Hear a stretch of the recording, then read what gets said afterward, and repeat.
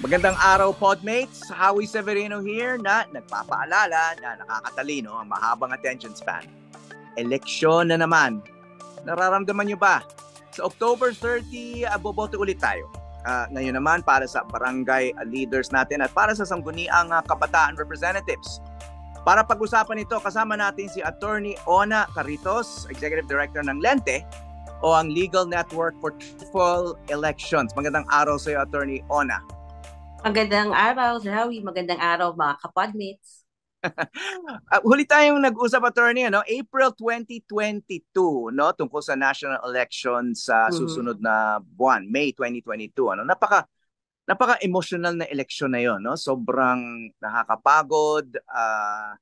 Pero ang grupo nyo, ang Lente, yung election watchdog, walang luxury ng escape, sa election. Actually, marami akong kilala, sobrang exasperated, frustrated, etc. kasi hindi nanalo yung kandidato nila, etc. Pero kayo, you have to get to work right away kasi merong the next year, this year may election, So barangay and SK elections. But remind us, how important are these elections, yung barangay and SK elections? Kasi it's been a while, na-postpone to at na-postpone, and I know your group opposed the postponement, pero here we are, nagkaroon pa ng Supreme Court ruling that the postponement was unconstitutional, pero tinuloy pa rin yung postponement. But well, finally, nandito na yung election, later this month. So just give us a quick refresher about the barangay elections, what's at stake? Bakit ba mahalaga ang barangay at SK election? Lagi namin sinasabi sa Lente na ang barangay at ang SK, yung unit na yan, yung government unit natin na yan, ang gobyerno para sa ating mga Pilipino. Sa pang-araw-araw nating buhay, hindi naman natin makakausap, makakaduupang palad si mayor, si congressman. Swerte ka in your lifetime if you get to talk or to approach a senator, the president at that. Pero yung mga barangay captain natin, yung mga SK chairperson natin, yung mga kagawads natin, sila ang gobyerno para sa atin eh. So, yung governance o yung pamamahala na nararanasin natin sa araw-araw, yan ang barangay. Kaya yan napakahalaga. Kasi yan ang pamamahala, yan ang gobyerno para sa ating lahat. At nakita natin yan, Howie, nung COVID, lalo na nitong pinagdaanan nating pandemic, gaano kahalaga yung napakaayos ng mga barangay at SK officials. Nakita natin yung pagdidistribute ng ayuda. Kung maayos ang mga barangay officials mo, maayos ang distribution ng ayuda, maayos yung pagdidistribute ng mga APOR o yung mga ID. Pero kung hindi maayos, as olats ang mga barangay at SK officials mo, talagang ramdam mo at talagang mumurahin mo yung mga barangay at SK officials. So, yung kahalagahan ng ating barangay at SK elections ngayong parating na October 30. Okay, well, I think karamihan naman sa atin na intindihan yan because, we live in communities where, there are these community services, these grassroots public services. Marami sa atin nakatanggap nga ng ayuda. So, you're right, napaka-importante yan. That's why curious ako, na considering how important it is at nakita nga natin yan during the pandemic, parang at least here, nasa Batangas ako, parang wala naman akong napapansin masyado na nangangampanya. On my Facebook feed, I'm not seeing too many ads. It's not part of conversations. Bakit kaya? I mean, siguro napagod ba sa huling election because it was so it took a lot out of us, laki ng energy na pinuhunan natin doon, and then could that be a reason? Hindi na pagod ang nga namin, mas invested ang mga tao pag barangay at SK elections yung pinag-uusapan. Siguro yung malaking difference dito, Howie, last year wala tayong tinatawag na premature campaigning na election offense. Kasi nagkaroon tayo, di ba, ng Pinera versus Comelec na sinabi na ating Supreme Court na wala na election offense sa premature campaigning.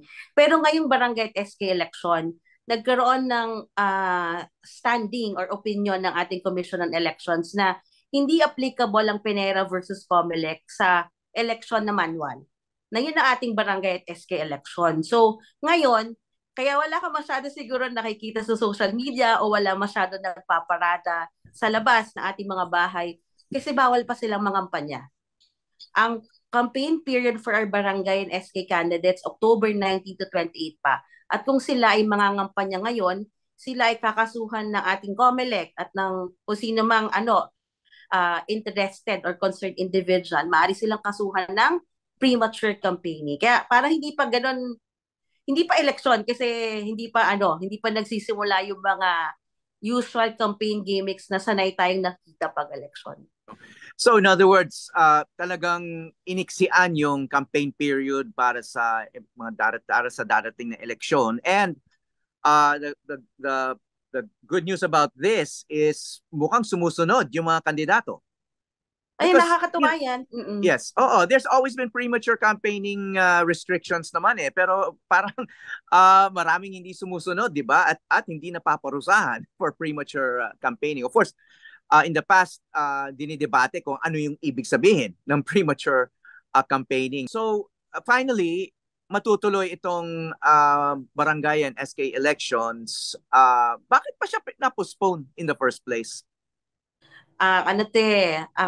Since 2010, lagi ang schedule ng ating barangay at SK pagkatapos ng May presidential or May midterm elections. Pero lagi, ang sasabihin ng kongreso natin, ay pagod na yung mga tao, kaka-election lang, ay nag-away-away pa yung mga tao, sobrang divisive ng environment, mag-election ulit, magiging mas divisive pa. Lagi na po-postpone ng barangay at SK.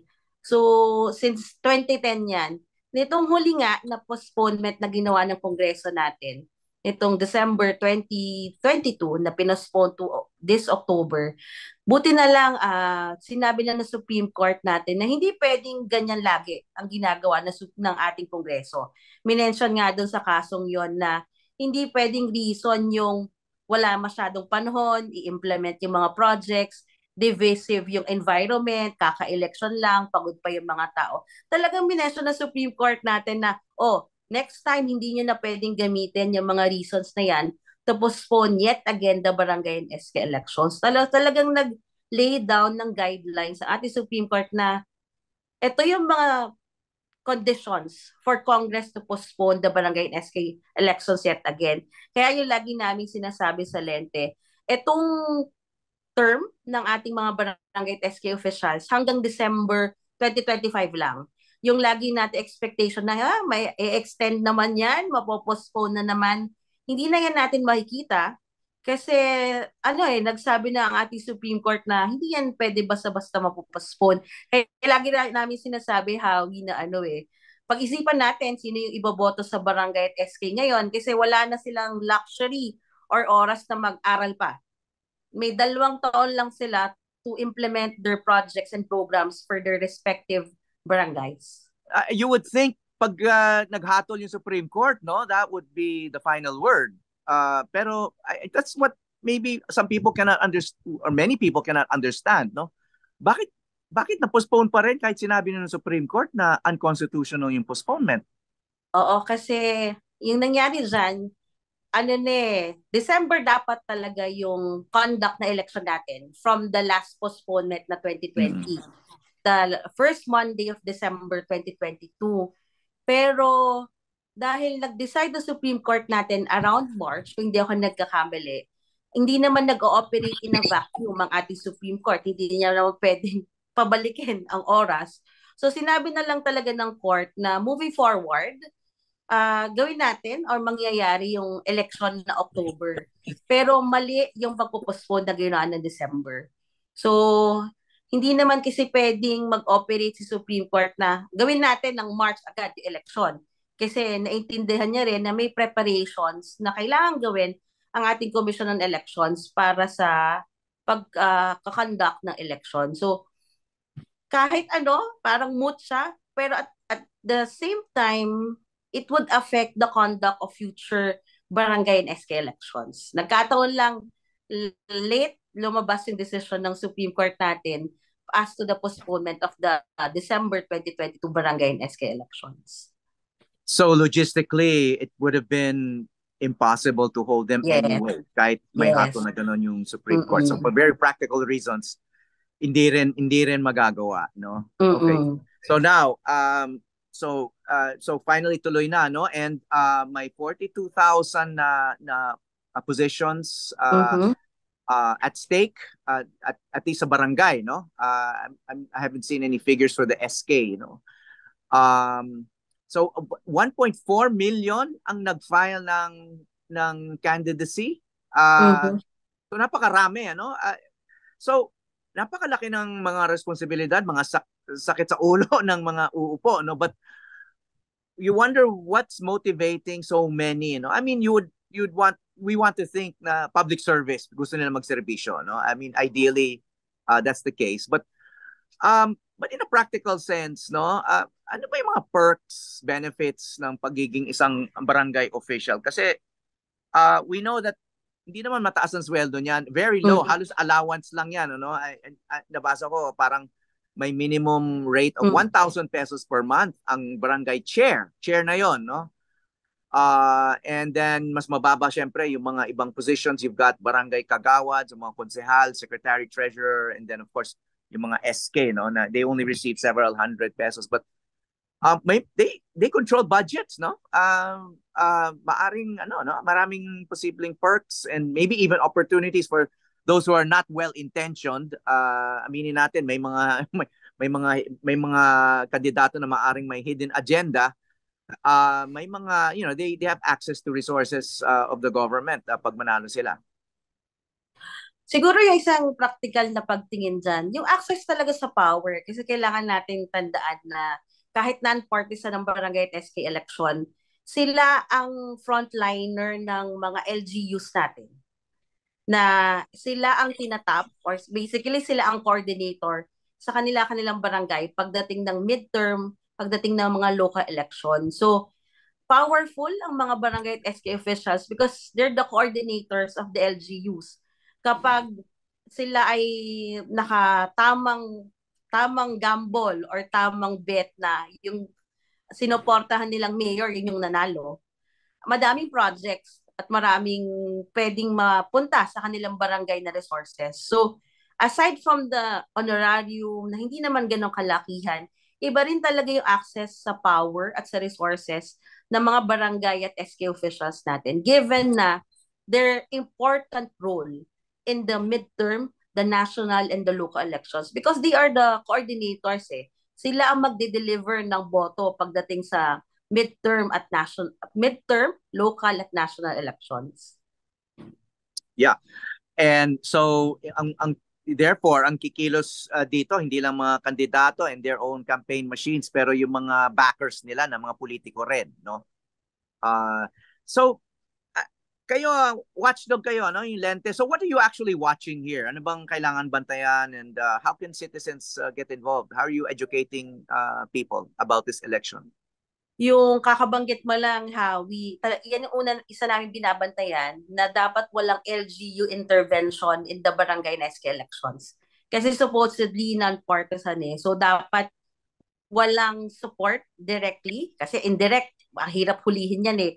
Pero yung pagtataas ng kamay, pagkakaroon ng programa in the barangay na kasama yung mga tumatakbong barangay officials, yan yung binabantayan ng Lente. Kasi yan yung tinatawag natin na abuse of state resources o yung ASR na tinatawag. Kasi ang realidad, yung mga incumbent ngayon ng mga barangay officials ay marami sa kanila ay tumatakbo rin. So sila ay nasa pwesto at maaaring magamit nila yung pwesto nila to their advantage, to their electoral advantage. So yun yung una namin binabantayan na huwag mag-commit ng ASR or abuse of state resources. Kasi isang standard ng isang maayos election ay dapat competitive ang playing field or level.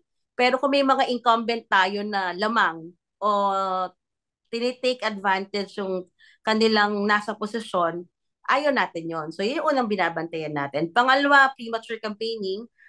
Talagang saludo kami sa COMELEC in taking a definite position as to premature campaigning. At nakita din namin how COMELEC is trying also to monitor online campaigning. At ito yung first election na nakita namin na nagpo-monitor ng online campaigning si Comelec. So it's a good start. It's a good template for them to replicate in future elections, lalo na may parating tayong midterm ng 2025. So yan din yung pinabantayan namin. Pangatlo, parte kami ng task force kontra Bigay Hawi. Malaking problema natin lagi pag election, di ba, vote buying, vote selling. So ngayon si Comelec, meron silang ginawang task force kontra Bigay na whole of nation approach ang kanilang ginagamit. So, parang, di ba, Comelec gumagamit ng whole of nation approach. First time natin naririnig yan. So, may tatlo silang modalities to address vote buying, vote selling, deterrence, information, and prosecution. So, we're monitoring those three instances, or we're monitoring those three aspects of our elections of this barangay and SK elections. So yung vote buying and selling, no? Dati in the old days, madaling ma-monitor, or mas madaling ma-monitor 'yan dahil money was physically changing hands, no? So you would actually see real bills, in envelopes, etc. May mga video, etc. Pero these days, who would be so stupid to do that when you have GCash, 'di ba? Online, bank transfer, so many ways to do this electronically, and so parang in terms of catching them, no, I can imagine, I mean, ano ba yung chances na may makakahuli ka ng pag gano'n na yung paraan? Mahirap siya kasi syempre gusto natin ang prosecution o yung paghuli is real time. Pero yung discussions ngayon sa task force kontra Bigay, dahil hindi naman pwede simultaneous rin yung pagbibigay ng data ng ating mga financial institutions. Siyempre, meron tayong bank secrecy law, ang BSP, siyempre mahigpit rin. So, ang ginagawa ni Comelec Task Force kontra Bigay ngayon is talaga closely coordinating with these financial institutions para kahit pa paano, for example, GCash, meron namang ways to identify na itong number na to ay nagamit for vote buying. May mga presumptions na ngayong eleksyon, ang dami mong pinabigay na 500, bakit ka namigay ng maraming 500? In previous months, hindi gumagalaw ang account mo. So may mga red flags na na-identify si Comelec na it can be the start of investigation, which is a good start because in previous elections, investigation pa nga lang, wala na tayong pinag-uusapan pag we're talking about vote buying and vote selling. Ngayon, kahit pa paano, they're trying to keep up with the times of trying to stop vote buying kahit sa mga online transactions. Excuse me, balikan ko lang yung responsibilidad ng mga tech companies, no? These companies that enable online transfer. They can actually be compelled to reveal that information. Kasi meron din Data Privacy Act, di ba? I'm not sure kung paano, what role that plays in this whole situation. No? Yun din yung talagang mahigpit at talagang pinagdedebatihan ngayon sa Task Force kontra Bigay. Kasi Comelec would want the assistance of these agencies, these institutions. But at the same time, they also would want to respect data privacy laws and bank secrecy laws. Kaya hindi siya yung simultaneous na ibibigay yung data.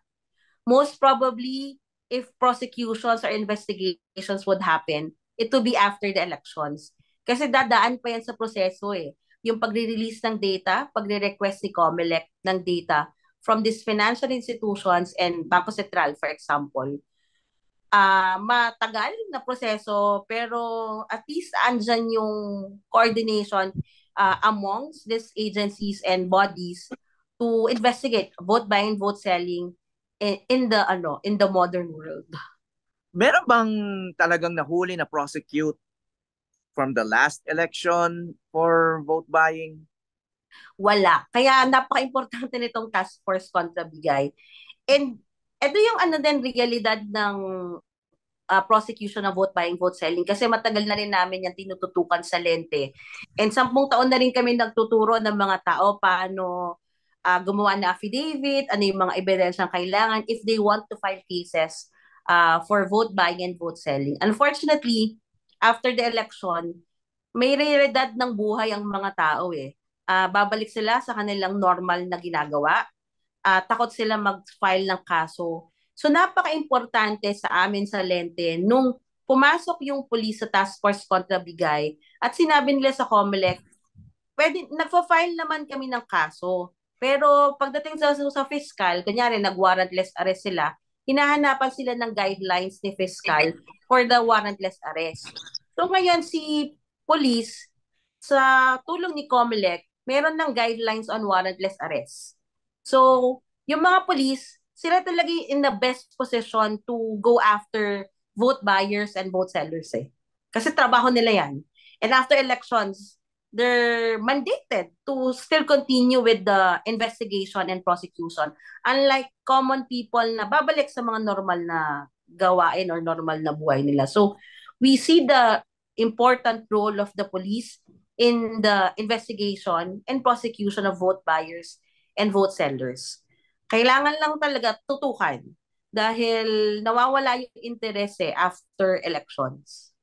Oh, well, good luck on that. No, I can imagine how challenging that's going to be. But I'm glad that at least my intent, no, na manghuli and to remind people na mali yun, no, mali yun. But you know, we've all heard others in the past say, including mga religious leaders, you know, tanggapin yung pera pero bumoto ayon sa konsyensya, no? What do you think of that argument? Kasi pera naman daw ng bayan yan and pag binigay sa'yo yan, parang, you know, you're entitled to it pero don't feel you're beholden dahil yun nga, baka nakaw na pera yan. So, you know, just vote according to your conscience.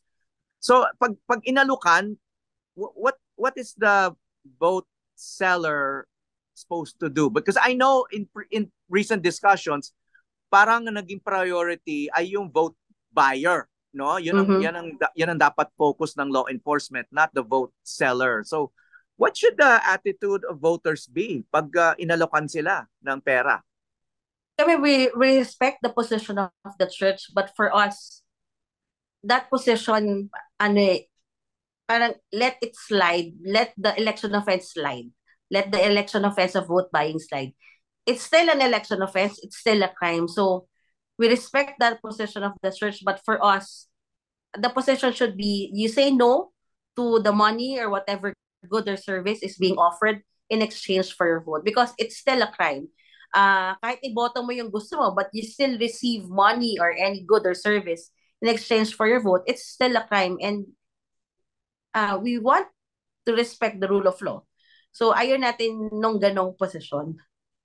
That's clear. So, this election is going to be kind of a throwback election in the sense na magiging manual siya, no? Nasanay na rin yung mga botante sa automated elections, and some, you know, younger voters probably don't know, have no experience with manual voting and they only know automated elections. So how different will this be? Ano naman ang dapat bantayan pagdating sa manual elections? Okay, manual election, we're used to shading the circle beside the name of the candidates that we want to vote for. But this is a manual election, so ang gagawin natin na isulat yung mga pangalan ng gusto natin iboto for the barangay and SK elections. Ang dapat bantayan, yung mga assessor o yung mga nag-a-assist sa mga botante na kamag-anak kasama sa bahay or any electoral board. Kasi yan yung lagi naming nakikitang paraan ng pandaraya. Yung mga assistor ay mga watcher. And syempre, alam naman natin, pag watcher ang assistor, hindi tayo sigurado kung yung sinusulat ng assistor/watcher, yun talaga yung boto nung botante. So, yan yung dapat unang bantayan, yung mga assistor. Pangalawa, na yung bumoboto talaga ay yung botante talaga. Kasi we've seen in the past, individuals posting as this so and so voter. And may mga natanggap na tayong report about this na mayroon nang bumoto sa pangalan niya. So we have to look out for that. Pero ito toka rin ng ating mga electoral board members na sana mas bantayan nila yung mga bumoboto. Mas i-check nila yung identification, mas i-verify nila yung identity ng botante doon sa hawak nilang election day computerized voters list.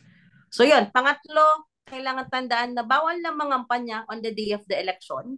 So kapag meron tayong nakikita mga nangangampanya on the day of the election, ayan ay dapat isumbong natin sa police. Kasi sa premises ng mga voting center na madalas sa mga public elementary schools, may mga police dyan for the security. So, isumbong natin sa mga police if we see people still campaigning on the day of the elections. Mhm. Okay, yung barangay officials, no, malinaw naman sa lahat o sa karamihan yung value nila, yung serbisyo nila, no. Iba sa sangguniang kabataan, no? That's been subject to more debate. May mga nag-a-advocate nga na i-abolish na lang yung SK, may maririnig ka na tinuturuan lang maging trapo yung mga kabataan, etc. No? Of course, much of this may not be fair, no? But anong stand nyo dyan? What is the importance of SK, and wouldn't it just be better for young people to run for the barangay elections? After all, you have barangay officials who are also quite young, di ba? And they would also qualify for the SK. Why not just include more young people in as barangay officials, you know?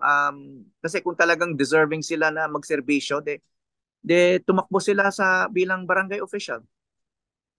Yung isa sa mga, yung flagship program ng Lente, yung tayo na Collaboratory for Young Leaders of Democracy, nakita namin yung struggle na yan, lalo na napopostpone ang barangay, tas mas napopostpone ang SK election dahil nga sa mga criticisms against it.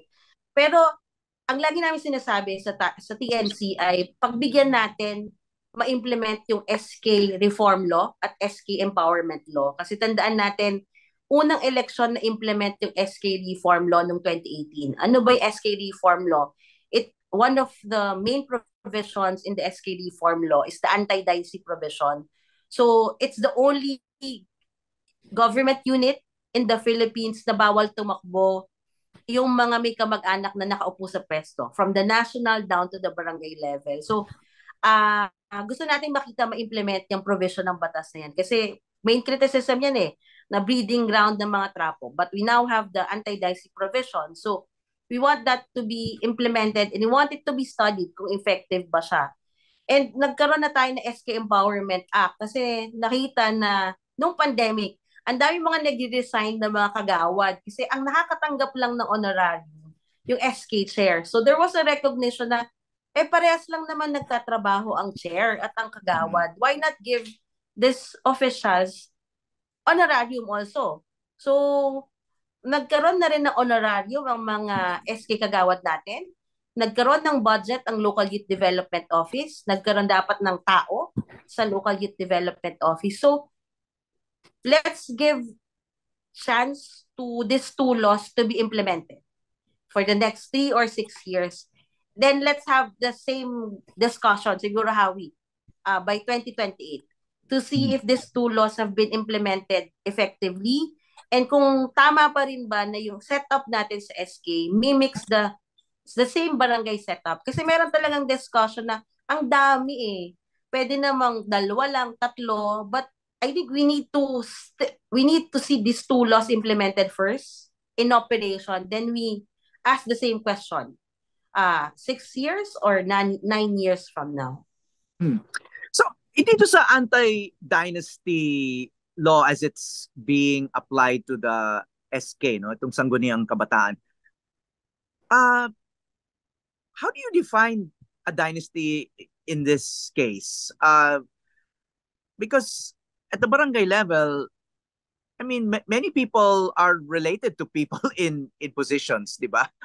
I mean, I'm sure mahirap makahanap ng kandidato na walang kamag-anak sa gobyerno o na halal, di ba? Parang or is the law limited to like, you know, immediate family or, you know, first degree cousins? Ang parameters ng anti-dynasty, yung anti-dynasty provision sa SK Reform Law, ang prohibition is up to the 2nd degree of consanguinity or affinity. So, merong ganung definition na. Kasi laging tinatanong ng mga officials natin, anong definition na anti-dynasty? Pero na tayo sa SK Reform Law, 2nd degree of consanguinity or affinity. Okay, in a real world sense, so sino yung mga bawal? sino yung mga bawal? Yung may mga first cousin na nakaupo? Yon. Okay. Lolo, lola na nakaupo Okay. sa How about pwesto, in-laws? How first about kung cousin. in-law? Kunyari, Kasama brother-in-law. yan kasi sa affinity. Okay. Kasama sa Lolo. affinity, second degree. Okay. Kasama yon. Second cousin, hindi nakasama yon.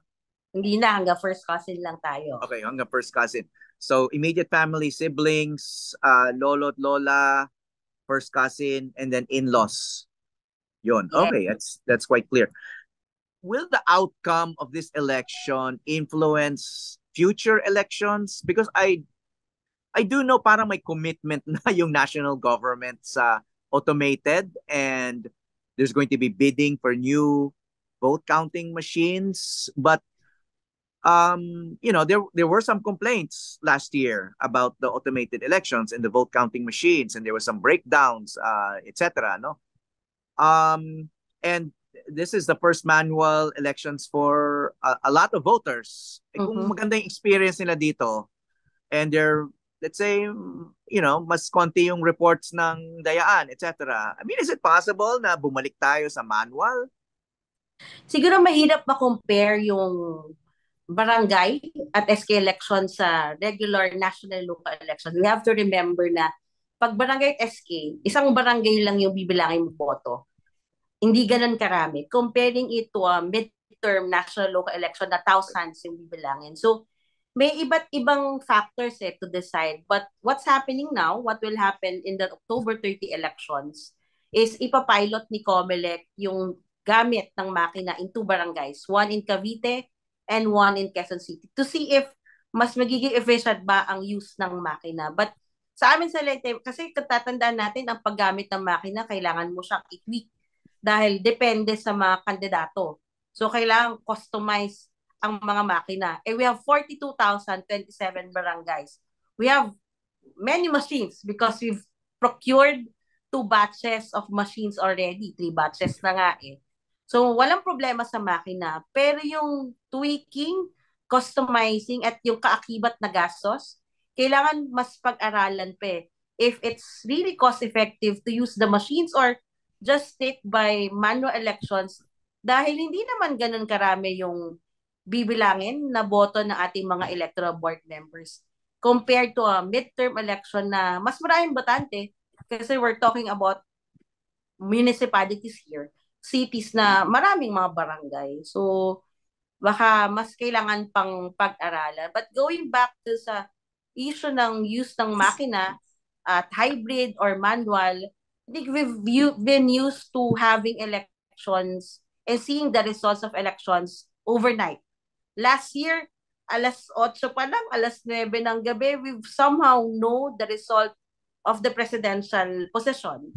The following day, alam na natin halos lahat ng sinong panalo. So, we have to really study if yung bang reason natin for automation to make it faster, more efficient, would tweak or, trump yung issues ng transparency, because that's what's going against the use of machines in the elections eh. Hindi siya transparent. We don't see how the machines count the vote, but there are measures to ensure that the machines count correctly the votes. For example, random manual audit. So, kailangan pag-aralan, and ang lagi natin sinasabi at hinihiling sa COMELEC, when you do all of these studies, please always include civil society groups, election groups like us, in the discussions and consultations. Hindi pwedeng sila-sila lang yung nag-uusap kasi that would not be good for the elections, the transparency of the elections. Well, you mentioned speed, no? So, but speed is a double-edged sword, no? As we saw last year, mabilis nga, no? Mabilis lumabas yung mga winners, yung mga resulta. But on the other hand, may mga nagduda sa outcome, no? Dahil nga para sa kanila masyado naman mabilis. Of course we want fast results, but we want clean results, no? So up to now, there are doubts, no? So para sa iyo, no? I'm sure you've seen all of these reports, you've kept track of these discussions about IP addresses, and a lot of it is very technical. Kayo bilang watchdog, And meron kayong institutional memory of elections, these systems. For Lente and for yourself personally, do you think the May 2022 elections were honest?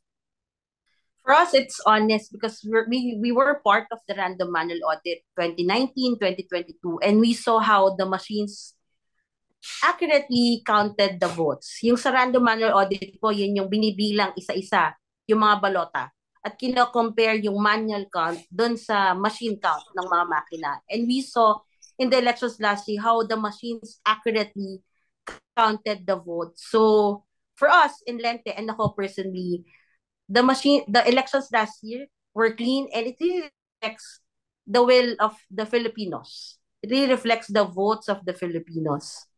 Actually, when we last spoke, no, April 2022, your main concern was not even the machines, no, and was not even in the counting. Your main concern was disinformation, no, the kind of information that was entering people's voters' minds, no. So, looking back on it, how critical a factor was information and disinformation? Disinformation is a critical factor because it goes into how people vote. Unlike machines na magbibilang lang ng boto, garbage in, garbage out, but disinformation goes into the heart of the vote of the voter because it affects how the voter would decide on who to vote for. Because that's why in last year's elections, we really see disinformation as one of the biggest problems because not a lot not all of us have equal access to information. Some don't have unlimited internet to be able to validate or double check information. Meron lang may free data, tas ang nagbabasa lang puro clickbait. So, malaki yung role ng disinformation and we saw also the role of influencers in last year's elections on how they affect the vote of people. And nakita rin natin dahil of the recent controversy involving a personality na meron talagang mga network of influencers na nababayaran to make stories trend just to affect the narrative or to affect how people think about a certain personality or think about a certain transaction. Kasi a primary vehicle for educating voters in the past have been debates. In this last presidential election, the winning candidate did not bother to participate in any debates, no. And we see that in the United States, the leading Republican candidate, Donald Trump, is not participating in debates. So it's not just a Philippine trend. Debate traditionally has been a pillar of election campaigns and the democratic process. Anong maging effect niyan on elections here on? That's why we support bills filed in Congress right now mandating candidates to attend debates because we don't want what happened in last year's election to take precedent in future electoral exercises. But at the same time, we also recognize that voters' education is not effective tool if it would be done 3 months before the conduct of the elections. Mas kailangan ng civic education ng mga tao rather than voters' education because there's really a need to embed in the discussion, the education of our people, especially our students, on the importance, the functions of the different positions in the government and how disinformation affects how people decide or how people vote. So, one strategy is policy. There's support the pending bills in Congress requiring attendance in debates. But the longer approach or the longer solution to it is really civic education. There's a need to have a longer discussion on the role of government officials, on how governance affects all of us and not only certain sectors of the population. So that's our approach and that dilemma in that dilemma in last year's elections. So salamat sa oras mo, Attorney Ona, at higit sa lahat, salamat sa inyong pagbabantay sa ating eleksyon Attorney Ona Caritos, Executive Director ng Lente, Election Watchdog. Sana hindi ka magsawa. No? Mabuhay ka, Attorney Ona. Thank you so much. Thank you, Sir Javi. Thank you, mga kapodcast. Hi, I'm Howie Severino. Check out the Howie Severino podcast. New episodes will stream every Thursday. Listen for free on Spotify, Apple Podcasts, Google Podcasts, and other platforms.